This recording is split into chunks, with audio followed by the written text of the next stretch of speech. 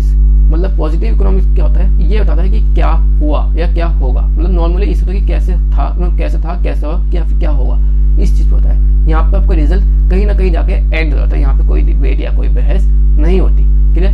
जबकि नॉर्मेटिव में क्या है, ये एक्सपेक्ट करता है व्हाट शुड बी, क्या होना चाहिए था, क्या होगा। तो ये कहीं ना कहीं डिबेट होती है, कहीं ना कोई इसमें मत रखता है, अपने कंसर्न रखता है अलग अलग व्यू से कि नहीं ये होना चाहिए था, तो कहता है नहीं ये होना चाहिए था। तो यहाँ पे जो डिबेट होती है इसकी कहीं एंडिंग नहीं होती, तो इसे हम कहते हैं नॉर्मेटिव। यहाँ पे व्हाट शुड बी, यहाँ पे एडवाइस भी आती कहीं कहीं, जबकि व्हाट इज क्या था और क्या हो गया कोई नहीं, खत्म कहानी की रिजल्ट, क्लियर। अब आता है it is based on cause and effect of facts, ये हमारे रीजन इफेक्ट जो क्या मेन रीजन क्या उसके कॉज उसके रीजन के बेस पे होता है, और उससे रीजन से होने पे क्या इफेक्ट पड़ने वाला इससे होता है। जैसे लाइक मैं एक एग्जांपल देता हूँ, जैसे मान लो कि एग्जांपल ले लिया मैंने मोदी, मतलब कि नरेंद्र मोदी सिंह है ना, ये पीएम है। अब कोई बोलता है कि नहीं आगे आने वाले चुनाव में अब राहुल गांधी बनेंगे पीएम, तो ये कहीं ना कहीं वो है, अब पीएम बन गए मोदी जी, तो इससे क्या हुआ, ये कहीं ना कहीं बाकी रुक गया, खत्म कहानी। लेकिन इट बेस्ड ऑन एथिक्स, तो यहाँ पे क्या नहीं मोदी जी अच्छा काम करते हैं तो इसलिए मोदी, नहीं राहुल अच्छा काम करता है राहुल, मतलब कि दोनों तरफ से दायरे आते हैं, ये कहीं भी एंड नहीं होता है, ये एथिक्स की बेस पे होता है, नैतिकता के आधार पर होता है, क्लियर। अगला आता है इट डील्स विद एक्चुअल और रियलिस्टिक सिचुएशन, एक्चुअल और रियलिस्टिक यानी कि जो रियलिटी में होने वाला है या होगा या हो रहा है उसके बेस पे हम यहाँ पे क्या करते हैं, डिसीजन कहते हैं, उसके बेस पे हम यहाँ पे क्या करते हैं, बातें करते हैं, उसके बेस पे हम अपने यहाँ पे कंसेंट रखते हैं। पर यहाँ पे क्या है, it deals in idealistic situation, यहाँ पे हम केवल सोचते हैं कि नहीं अगर ऐसा करते ना तो शायद से ऐसा हो जाता, ये करते ना तो आपको ये अच्छा मार्क्स आता, आप इससे पढ़ते तो सही होता, लेकिन एक्चुअल में नहीं है। यहाँ पे हम वे में चलते चले जाएंगे, ये कभी खत्म होने वाला नहीं है, बस हम क्या करेंगे एक पॉइंट रखते चले जाएंगे और पॉइंट कभी खत्म नहीं होता, उसे हम कहते हैं नॉर्मेटिव, ठीक है। It can be verified with actual data, यहाँ पे क्या होता है पॉजिटिव में कि हाँ जो हमने बात कही वो कहीं ना कहीं जाकर के सच हो जाती है, वही कहीं ना कहीं जाकर के एक्चुअली में वेरीफाइड हो जाती है, लेकिन ये वेरीफाइड नहीं हो सकती, ये एक्चुअली नहीं सकती। कोई पता नहीं कि जो आप कह रहे हो कि जिस तरीके से पढ़ना आप कह रहे हो कि वैसे मार्क्स आएंगे ही आएंगे, आप कह रहे हो कि आप रात को 12 बजे से 3 बजे के बीच में पढ़ो मार्क्स आएंगे, तो ऐसा कुछ नहीं है, कोई वेरीफाइड करना मुश्किल है। तो जहाँ पे वेरीफाई करना मुश्किल होता है उसे कहते हैं नॉर्मेटिव इकोनॉमिक्स, जहाँ वेरीफाई हो जाता है उसे हम कहते हैं पॉजिटिव इकोनॉमिक्स, ठीक है।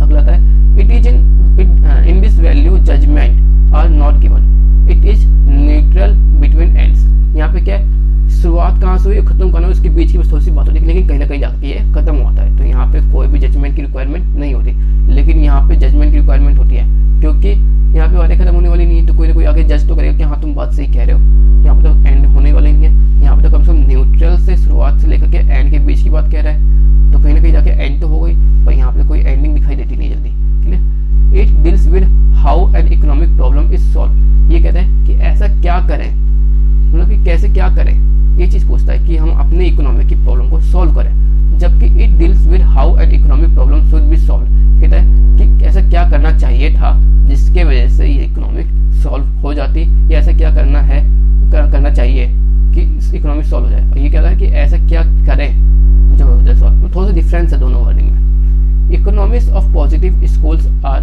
Adam Smith and his followers, मतलब क्या है ये इकोनॉमिक्स की जो पॉजिटिव देने वाला जो बात है कौन था, एडम स्मिथ, इन्होंने इसको बताई थी, जबकि इकोनॉमिक्स ऑफ नॉर्मेटिव स्कूल के बारे में बताने वाले कौन थे, मार्शल और पेग्यो हिग्स कॉल्डर्स, तो इन्होंने इस पे फोकस किया था, ठीक है। तो हमें याद रखना है कि अगर पॉजिटिव इकोनॉमिक्स की बात करें तो कौन है, एडम स्मिथ है, अगर वही नॉर्मेटिव की बात करें तो कौन है, मार्शल या पेग्यो या हिग्स, ये सब, ठीक है। तो इतना कुछ उसमें है नहीं। अब आगे चलते हैं, ऑब्जर्व दिस एग्जाम्पल, मतलब जैसे कि कुछ एग्जाम्पल है, what determines the price rise, ऐसे क्या हो जिससे प्राइस राइज होती है और क्या वैसा क्या होता है जिसकी वजह से प्राइस डिक्रीज होती है। तो नॉर्मल सी बात है, सिंपल बात करें कि हाँ ये करेंगे तो प्राइस इंक्रीज होगी, ये करेंगे तो प्राइस डिक्रीज होगी। Government has the policy to the reduce employment, government ने कुछ पॉलिसी ली है जिसकी वजह से क्या होती है हमारी एम्प्लॉयमेंट घटेगी या बढ़ेगी, ठीक है।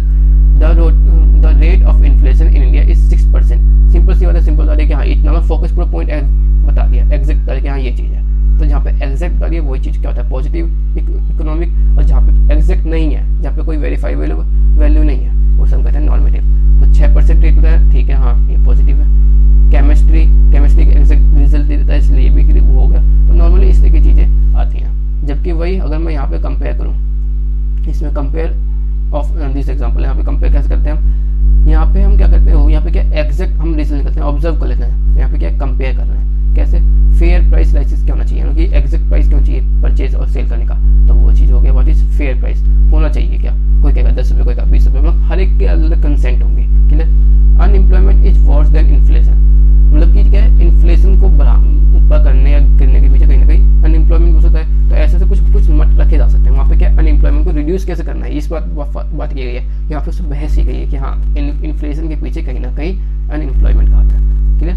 The rate of inflation should not be more than 6%। क्या वहाँ पे क्या उसने सीधे बता दिया कि हाँ 6% इन्फ्लेशन रेट है, लेकिन यहाँ पे उसने क्या कहा कि 6% से ज़्यादा नहीं होना चाहिए, है ना। क्लियर। यहाँ पे कि एक व्यू रख रहा है, एक कंसेंट रख रहा है। यहाँ पे क्या हम केमिस्ट्री एग्जैक्ट वैल्यू बात कर रहे हैं, यहाँ पे हम एथिक्स की बात कर रहे हैं कि नहीं ऐसे करते तो ऐसे सही होता, ये होता तो ये ऐसे ही होता, ऐसा होना चाहिए, ये नहीं होना चाहिए। तो जहाँ पे ऐसी बातें आती हैं उसे हम कहते हैं नॉर्मेटिव। क्लियर। तो हमें इसे याद रखना है, हल्का सा व्यू रखना है कि जहाँ पे एग्जैक्ट वैल्यू निकला जाए, जहाँ पे वेरीफाइबल वैल्यू निकला जाए, जहाँ पे इफेक्ट पता चल जाए, जहाँ पे करना क्या है वो पता चल जाए, रिजल्ट पता चल जाए, एंडिंग समझ में आ जाए, उससे हम कहते हैं पॉजिटिव इकोनॉमिक्स।